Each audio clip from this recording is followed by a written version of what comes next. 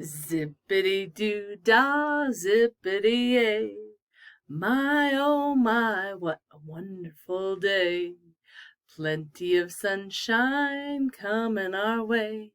Zippity-doo-dah, zippity-yay. Mr. Bluebird's on my shoulder. It's the truth, it's actual. Everything is satisfactory. Zippity-doo-dah, zippity-yay.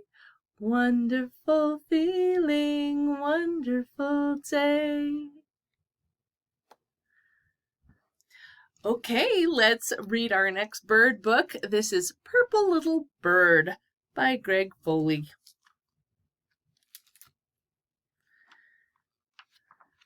Purple Little Bird loved everything purple. He lived in a purple little house with a purple little fence and a very purple garden.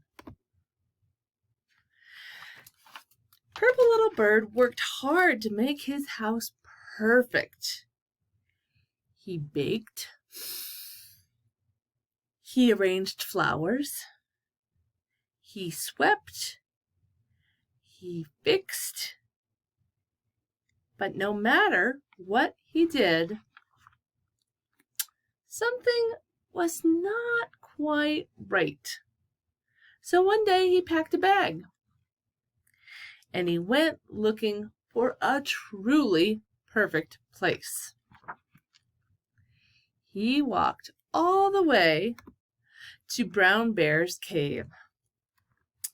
"I'm looking for the perfect place," he said. "My cave is warm and cozy," said Brown Bear.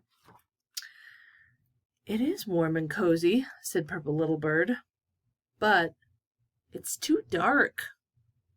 So Purple Little Bird climbed up a steep cliff to see Gray Goat. "I'm looking for the perfect place." "It's bright and sunny here," said Gray Goat. "It is bright and sunny," said Purple Little Bird, "but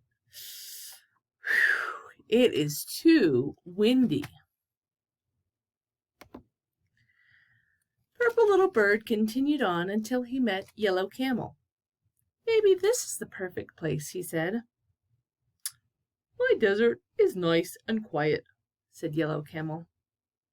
"It is nice and quiet," said Purple Little Bird, "but it's too dusty." Then Purple Little Bird found Blue Frog in his pond. "I hope this is the perfect place." "My pond is very cool and refreshing," said Blue Frog. "It is cool and refreshing," said Purple Little Bird, "but it's too damp." So Purple Little Bird kept walking until he saw a beautiful tree. 3 pink possums hung there in a row. He told the pink possums all the places he had been. "We know a place," they said, "that isn't too dark, windy, dusty, or damp." So Purple Little Bird followed the possums. To his surprise, they stopped at a purple little house with a purple little fence and a very purple garden. Purple Little Bird looked around. "You know what's wrong with this place?" he said. "It's too much purple, but I know what to do." So they made it perfect. The end. All right, let's finish up with a few more bird facts. Did you know that birds have feathers and wings, and that they lay eggs and are warm-blooded? That means that they can regulate their body temperature, like you and me.